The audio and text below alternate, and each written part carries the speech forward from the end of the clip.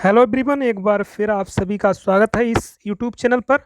और इस वीडियो में जैसा कि मैंने आपसे बोला था कि यहाँ पर जो है ग्रामीण विकास एवं परिवेश जो आपका यूपी लेखपाल का जो एग्ज़ाम होने वाला है दिसंबर के आसपास, यहाँ पर 7,882 पदों पर ये एग्ज़ाम होगा और पीटी का रिजल्ट आने वाला है।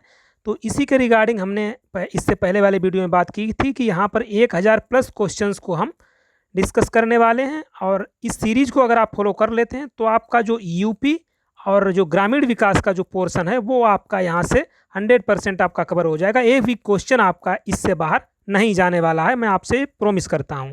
तो आप इस सीरीज को फॉलो कर लीजिए। चैनल पर पहली बार विजिट कर रहे हैं तो चैनल को सब्सक्राइब जरूर कर लीजिए अगर आपने ये इस एग्ज़ाम को अगर आप देने वाले हैं यूपी लेखपाल 2021। ठीक है, तो यहाँ पर आप एक लाइन भी देख सकते हैं, अब ग्रामीण विकास करेगा डिसाइड कि कौन होगा साइड। तो बिल्कुल सही लाइन है, ग्रामीण विकास काफ़ी अहम रोल प्ले करेगा इस एग्ज़ाम में। तो ठीक है, सबसे पहले हम इस सीरीज़ को शुरू करने से पहले हम आज के वीडियो में 2015 में जो पेपर हुआ था उसका पोर्शन पहले देख लेते हैं। इससे आपको एक आइडिया लग जाएगा कि किस तरीके के क्वेश्चंस पूछे गए थे। तो सबसे पहले हम 2015 में 2 शिफ्ट में पेपर हुआ था, तो आज हम पहली शिफ्ट में जो पेपर हुआ था उसका ग्रामीण विकास और यूपी में जो क्वेश्चंस पूछे गए हैं इस वीडियो में मैं उन क्वेश्चंस को आपको बताने वाला हूं। तो चलिए हम डायरेक्ट उस पेपर की तरफ चलते हैं।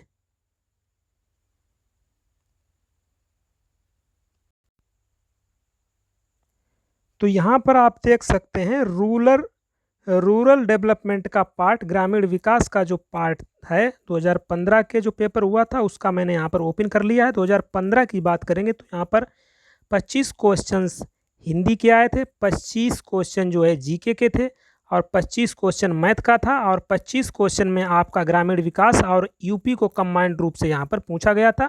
तो इन 25 क्वेश्चंस में थे लगभग 13 क्वेश्चन आपका ग्रामीण विकास का था और 12 क्वेश्चन आपका यूपी का था।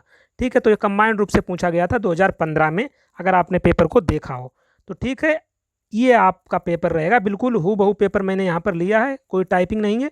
तो इसी को हम जो रूरल डेवलपमेंट है उसको पार्ट को हम यहाँ पर एक बार देख लेते हैं। काफ़ी आपको आइडिया यहाँ से मिल जाएगा कि किस तरीके का क्वेश्चन आएगा।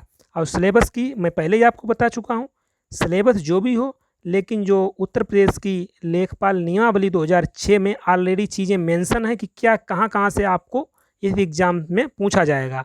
आपको हिंदी से क्वेश्चन पूछे जाएंगे और मैथ से पूछा जाएगा, ग्रामीण विकास और जीके। ये ऑलरेडी ये जो नियमावली है उत्तर प्रदेश लेखपाल 2006 वहाँ पर मेंशन है। तो वो क्वेश्चन की कितना रहेगा पर्टिकुलर सेगमेंट से, हिंदी से कितना क्वेश्चन रहेगा, मैथ से कितना क्वेश्चन रहेगा, ये अब डिसाइड करेगा आयोग। ठीक है, फिलहाल में चीज़ें हमें पता हैं कि कहाँ से क्वेश्चन आएगा। सीधा सा 4 पार्ट आपके में है, यही 4 पार्ट से आपके क्वेश्चन आने वाले हैं। तो चलिए इस पेपर को हम बात कर लेते हैं। तो सबसे पहला क्वेश्चन आप देखिए, सबसे पहला क्वेश्चन आप देख लीजिए, यहाँ पर क्या दे रखा है, कौन सी उपभाषा राज्य के पश्चिमी भागों, रोहिलखंड और ऊपरी दोआब में बोली जाती है। तो इस क्वेश्चन के आंसर की बात करेंगे तो यहाँ पर आपका आंसर हो जाएगा खड़ी बोली। तो खड़ी बोली जो है ये राज्य के पश्चिमी भाग जो रोहिलखंड है और ऊपरी दोआब, यहाँ पर ये खड़ी बोली भाषा बोली जाती है। अन्य ऑप्शन है, इनको भी एक बार देख लीजिए आप। जो बुंदेलखंडी है, बुंदेलखंडी की अगर हम बात करें तो ये कहाँ पर बोली जाती है, बुंदेलखंडी ये जो उत्तर प्रदेश तथा मध्य प्रदेश का जो सीमावर्ती क्षेत्र है, जहाँ पर झांसी, जालौर, हमीरपुर, बांदा, छतरपुर, सागर, ग्वालियर, ठीक है, सिमबन्नी, होशंगाबाद, ये जो एरिया है यहाँ पर जो है ये बुंदेलखंडी बोली जाती है। ठीक है, उसको बुंदेली भी बोलते हैं। अवधि की बात करेंगे तो ये अवधि की बात करें तो ये लखनऊ के आसपास का जो एरिया है, लखनऊ, सीतापुर, फैजाबाद, सुल्तानपुर, बहराइच, बाराबंकी, यहाँ पर अवधि बोली जाती है। और ब्रज भाषा को आप देख के बता सकते हैं, ये मथुरा के आसपास का जो एरिया है, मथुरा हो गया, आगरा हो गया, अलीगढ़ हो गया, यहाँ पर ब्रज भाषा बोली जाती है। तो ठीक है, इसका आंसर आपका हो गया खड़ी बोली। चलिए अगला देखिए, तो आप देखते हुए चलिए, समझिए चलिए किस तरीके का क्वेश्चन पूछा गया 2015 में, तो उसी बेस पर हम आगे चलेंगे। तो इसके बाद एक और वीडियो हम बनाएंगे जो 2015 का, ये फर्स्ट शिफ्ट का है और एक सेकेंड शिफ्ट का है। इन क्वेश्चंस को जब आप डिस्कस कर लेंगे तब हम आगे चलेंगे प्रैक्टिस पर, जहाँ पर मैं 1000 प्लस क्वेश्चंस को डिस्कस करने वाले हैं। और यहाँ पर जो क्वेश्चन होंगे वो ग्रामीण विकास और यूपी से रिलेटेड क्वेश्चन होंगे, इंपॉर्टेंट होंगे, इससे बाहर आपका क्वेश्चन नहीं जाएगा इस सीरीज़ को अगर आप फॉलो कर लेते हैं। तो इसलिए चैनल को जरूर सब्सक्राइब कर लेना। अब देखिए यहाँ पर क्या बोला गया है, यहाँ पर देखिए तहसील स्तर पर सरकारी निकायों को कहा जाता है, तो तहसील स्तर पर जो सरकारी निकाय हैं उनको क्या बोला जाता है? पंचायत समिति। तो ये सिंपल सा क्वेश्चन है। अगला देखिए क्वेश्चन नंबर 78 में बोला गया है 2011 की जनगणना के अनुसार उत्तर प्रदेश का सबसे अधिक जनसंख्या वाला शहर कौन सा है? तो इसका आंसर तो कानपुर है। ठीक है, अगर आप घटना चक्र का कोई बुक से पढ़ रहे हैं, उसमें अगर ये पेपर दे रखा है तो वहाँ पर वो आंसर इसको लखनऊ बता रहे हैं, जबकि इसका आंसर उस समय जो आयोग ने कानपुर सही माना था, तो इसका कानपुर सही आंसर है। 2011 की जनगणना के अनुसार सबसे ज़्यादा जनसंख्या कानपुर की थी। चलिए आगे देखिए, अगला क्वेश्चन है, इसमें देखिए क्या पूछा गया। हाल ही में केंद्र सरकार को प्रस्तुत की गई सी रंगराजन की रिपोर्ट के अनुसार कोई व्यक्ति जो ग्रामीण क्षेत्रों में से अधिक खर्च करता है तो उसे गरीब समझा जाएगा। तो जो रंगराजन की रिपोर्ट आई थी उसके अनुसार उन्होंने डिसाइड किया था 32 रुपये। अगर 32 रुपये से अधिक कोई ग्रामीण क्षेत्र में खर्च कर रहा है तो उसको गरीब नहीं माना जाएगा। ये रंगराजन के अनुसार ये बात इन्होंने बोली थी। और शहरी क्षेत्र के लिए एक बात और ध्यान रखिए, शहरी क्षेत्र के लिए इनका जो था 47 रुपये। अगर शहरी क्षेत्र का कोई व्यक्ति 47 रुपये से अधिक खर्च कर रहा है तो उसको भी गरीब नहीं माना जाएगा। तो ये दोनों चीज़ें आप समझ लीजिए। ये रंगराजन की रिपोर्ट के अनुसार इन्होंने ग्रामीण क्षेत्र के लिए 32 रुपये रखा था और शहरी क्षेत्र के लिए 47 रुपये। तो यहाँ पर आपका आंसर ऑप्शन ए 32 रुपये हो जाएगा। चलिए आगे देखिए, अगला क्वेश्चन क्या है। अगला क्वेश्चन पूछा गया, उत्तर प्रदेश के निम्नलिखित शहरों में किससे पीतल उत्पादों का अधिकतम निर्यात? तो पीतल नगरी आपने पढ़ा होगा, सिंपल सा है, पीतल नगरी मुरादाबाद को बोलते हैं। ठीक है, तो चलिए आगे देखते हैं नेक्स्ट क्वेश्चन 81। क्वेश्चन नंबर 81 क्या है, उत्तर प्रदेश कितने जिलों में विभाजित है? तो ये भी सिंपल सा क्वेश्चन है, उत्तर प्रदेश कितने जिलों में विभाजित है? तो टोटल 75 जिले हैं, आप लोगों को सभी को पता है 75 जिले हैं। अगर पूछा जाए 2011 की जनगणना के अनुसार, यहाँ पर अगर ए वर्ड अगर यूज कर दिया जाए तो आपको ध्यान रखना है 2011 की जनगणना के अनुसार 71 जिले थे। ठीक है, तो प्रेजेंट टाइम में 75 डिस्ट्रिक्ट हैं उत्तर प्रदेश में।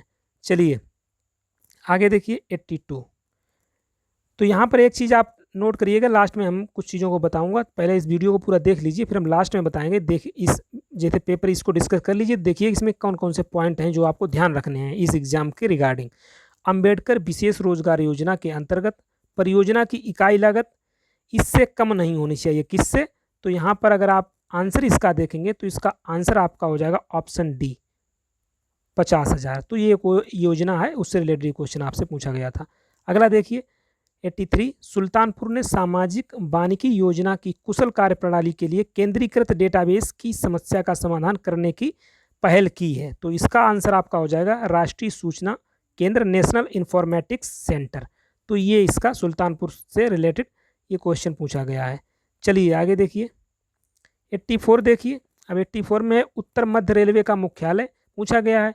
तब यहाँ से ये मत करना कि यहाँ रेलवे से भी पूछा जाएगा। देखिए जो जो चीज़ें उत्तर प्रदेश से कनेक्टेड हैं वो आपको यहाँ पर पढ़नी पड़ेंगी। कोई भी चीज़ है अगर उत्तर प्रदेश वहाँ पर इन्वॉल्व हो रहा है तो वो चीज़ आपकी इंपॉर्टेंट बन जाती है। अब रेलवे की बात करें तो रेलवे पर 2 जोन हैं जो उत्तर प्रदेश में हैं, एक तो पूर्वोत्तर रेलवे, एक बात करें पूर्वोत्तर रेलवे जो कि गोरखपुर है इसका हेडक्वार्टर, तो ये भी आपसे यहाँ पर पूछे जाने की संभावना रहती है। और इसमें पूछा गया उत्तर मध्य रेलवे का कहाँ है? इलाहाबाद। इसका आंसर तो इलाहाबाद हो जाएगा। और ये भी पूछा जा सकता था कि पूर्वोत्तर रेलवे का मुख्यालय कहाँ है, क्योंकि ये गोरखपुर है, ये भी उत्तर प्रदेश में है। तो जो चीज़ें आपको उत्तर प्रदेश को कनेक्ट करते हुए चीज़ों को पढ़ना है, चाहे वो आधुनिक भारत है, आधुनिक भारत में भी उत्तर प्रदेश से रिलेटेड आपके क्वेश्चन बनेंगे। ठीक है, तो स्टेट को आप कनेक्ट करते हुए पढ़ेंगे तो काफ़ी आपको हेल्प मिलेगी इस एग्ज़ाम में। चलिए आगे देखिए, भारत में स्थित किस शहर को विश्व का सबसे पुराना शहर माना जाता है? तो भारत का जो वाराणसी है इसको जो है विश्व का सबसे पुराना शहर माना जाता है।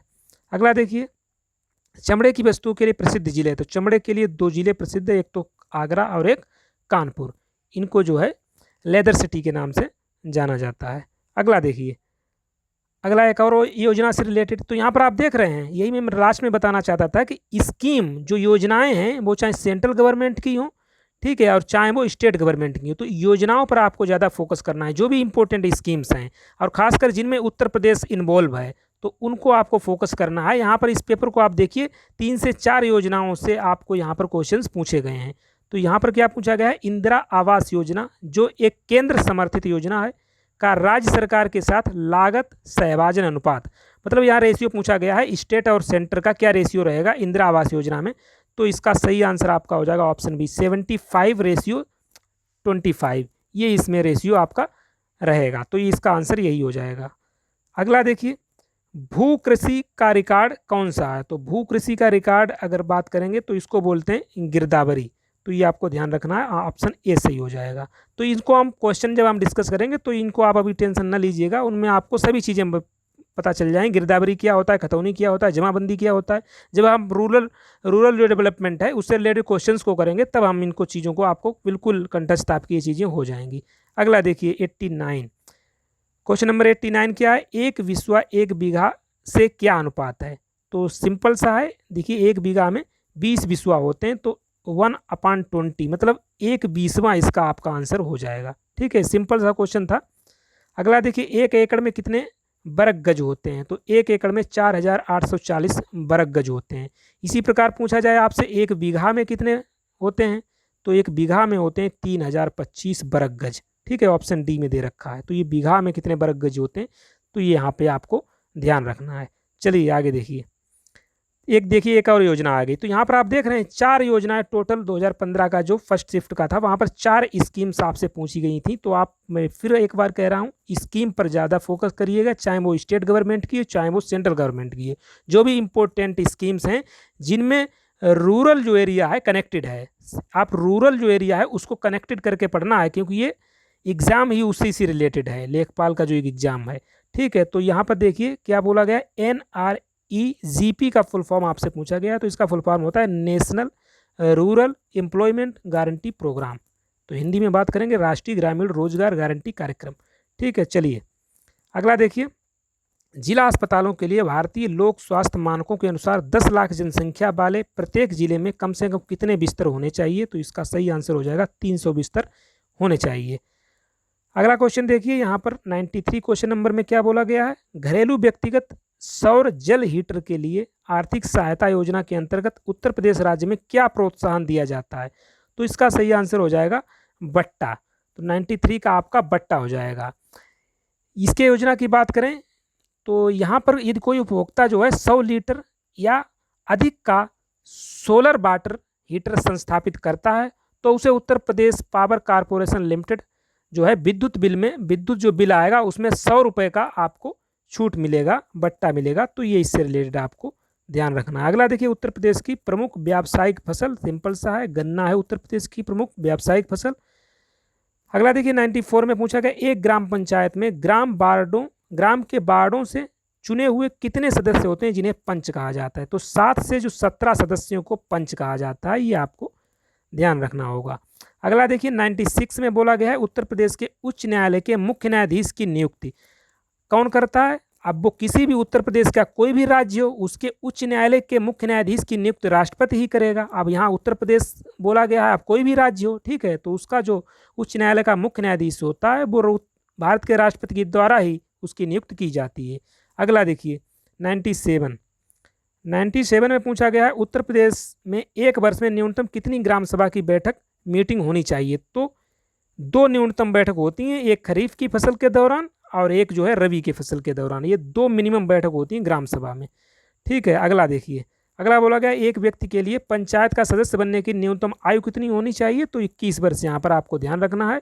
ठीक है, 21 वर्ष होती है पंचायत का सदस्य बनने के लिए न्यूनतम आयु। ये लोकसभा की है, ठीक है, ये राष्ट्रपति राज्यपाल वगैरह की ये रहती है 35 वर्ष। अगला देखिए, अगला है मध्याह्न भोजन कार्यक्रम के अंतर्गत विद्यालय स्तर पर बच्चों के न्यून भार की प्रतिशतता का आकलन किस आवृत्ति पर किया जाना चाहिए? तो ये 99 जो क्वेश्चन नंबर है इसको आपको ध्यान रखना है। 99 का अगर आंसर की बात करेंगे तो इसका आंसर आपका हो जाएगा अर्धवार्षिक। जो मध्याह्न भोजन जो कार्यक्रम है जिसको मिड डे मील बोलते हैं, इसके अंतर्गत जो विद्यालय स्तर पर बच्चों के न्यून भार की प्रतिशतता का आकलन किस स्तर पर होगा, किस आवृत्ति पर होगा? अर्धवार्षिक रूप से इसका होता है। और भी कुछ चीज़ें हैं वो आप यहाँ पर देख लीजिए, जैसे बच्चों को परोसे गए मिड डे मील की नियमितता और पौष्टिकता की बात करेंगे तो ये दैनिक आवृत्ति पर इसकी निगरानी होती है। ठीक है, इसकी निगरानी जो है दैनिक आवृत्ति पर होती है। और बात करें जैसे सामाजिक एवं लिंग समानता का प्रोत्साहन, ये भी दैनिक आवृत्ति पर इसकी निगरानी की जाती है। और मिड डे मील जो पकाने, परोसने और उपभोग करने में जो स्वच्छता का जो चीज़ें होती हैं, इनको भी दैनिक जो है दैनिक पर इनकी भी निगरानी की जाती है। ये कुछ चीज़ें होती हैं और यहाँ पर आपसे ये पूछा गया है, तो यह इसकी जो निगरानी है अर्धवार्षिक रूप से की जाती है। तो ये आपको ध्यान रखना होगा। चलिए आगे देखिए, ये भी एक क्वेश्चन आप मान सकते हैं, ये भी एक योजना से रिलेटेड है। तो यहाँ पर आप देख लीजिए, एक और क्वेश्चन योजना से रिलेटेड आ गया। तो यहाँ पर देखिए 4 से 5 क्वेश्चन आपके पूछे गए हैं स्कीम से, तो इन पर आपको खासा ध्यान देना होगा। स्कीम जो भी हैं, यहाँ पर पूछा गया है MNREGA, Mahatma Gandhi national rural employment guarantee act के अंतर्गत सामग्री संगठक के मामले में केंद्र और राज्य सरकारों द्वारा दिए गए निधिकरण, इनमें भी वही रेशियो पूछा गया है। केंद्र राज्य का, स्टेट और सेंटर का क्या रेशियो रहता है यहाँ पर इसमें, इस स्कीम में, तो इसमें भी वही रहता है 75:25। तो ठीक है, इसका आंसर भी आपका डी ऑप्शन हो जाएगा। तो यही टोटल क्वेश्चन 25 जो 2015 का पेपर हुआ था। ठीक है, तो यहाँ पर ये फर्स्ट शिफ्ट में 25 क्वेश्चन इस सेगमेंट से आपसे पूछे गए थे। यहाँ पर ग्रामीण विकास के क्वेश्चन थे और ईपी के क्वेश्चन थे। तो अब इस समय क्या ये जो पेपर होगा इसमें क्या रेशियो रहेगा, ये तो आने वाला समय बताएगा किस जो है पोर्शन से कितना क्वेश्चन पूछा जाएगा। ये तो कन्फर्म है कि यहाँ पर जो पार्ट आने वाले हैं वो यही 4 आएंगे, एक तो हिंदी रहेगा, एक मैथ रहेगा, एक जीके रहेगा और एक ये रहेगा ग्रामीण विकास और यूपी। ठीक है, तो पार्ट तो यही 4 रहने वाले हैं। अब इनका क्वेश्चन का डिसाइड क्या रहेगा कि पहले तो 25 रहता था, आप फॉर एग्जांपल अब वो कर दें 40, 30, तो वो तो अब नोटिफिकेशन आएगा तब आपको पता चल जाएगा। फिलहाल में चीज़ें आपको पता है, पढ़ना यही है। तो ये पहला वीडियो था, यहाँ पर मैंने कुछ आपको चीज़ें बता दी हैं। जो प्रीवियस एग्जाम हुआ था उसमें यही क्वेश्चन पूछे गए थे। यहाँ पर आपको एक मोटा मोटा आइडिया लग गया होगा किस तरीके के क्वेश्चंस एग्जाम में आते हैं। इसके बाद एक सेकेंड शिफ्ट में हुआ था पेपर 2015 में, उसमें भी जो ग्रामीण विकास का पोर्शन है उसको भी मैं नेक्स्ट वीडियो में आपको बताऊंगा। उसके बाद जो 1000 क्वेश्चंस की सीरीज है उसको हम लोग शुरू करेंगे। यहाँ पर डेली 25+ क्वेश्चंस आपको मिलने वाले हैं ग्रामीण विकास और यूपी से रिलेटेड। इसके बाहर आपका क्वेश्चन नहीं जाएगा। मैं कई बार कह चुका हूँ, इस सीरीज को अगर आप फॉलो कर लेते हैं आपको कहीं अदर से पढ़ने की ज़रूरत नहीं है। यहाँ से आपके क्वेश्चन सारे मिल जाएंगे। जो भी ग्रामीण विकास और यूपी की, मैं 2 पोर्शन की आपकी बात कर रहा हूँ, ग्रामीण विकास और यूपी आपका यहाँ से कंप्लीट हो जाएगा। एक बार फिर मैं कहूँगा, अगर आप इस एग्ज़ाम को देने वाले हैं दिसंबर में तो इस चैनल को जरूर सब्सक्राइब कर लीजिए और वीडियो शेयर कर दीजिए। जो भी आपके फ्रेंड्स हैं इस एग्ज़ाम की प्रिपरेशन कर रहे हैं तो उनको ज़रूर शेयर कर दीजिए। और हम नेक्स्ट वीडियो में मिलेंगे और अपना फीडबैक हमें कमेंट बॉक्स में ज़रूर दीजिएगा। Thank you and thanks for watching.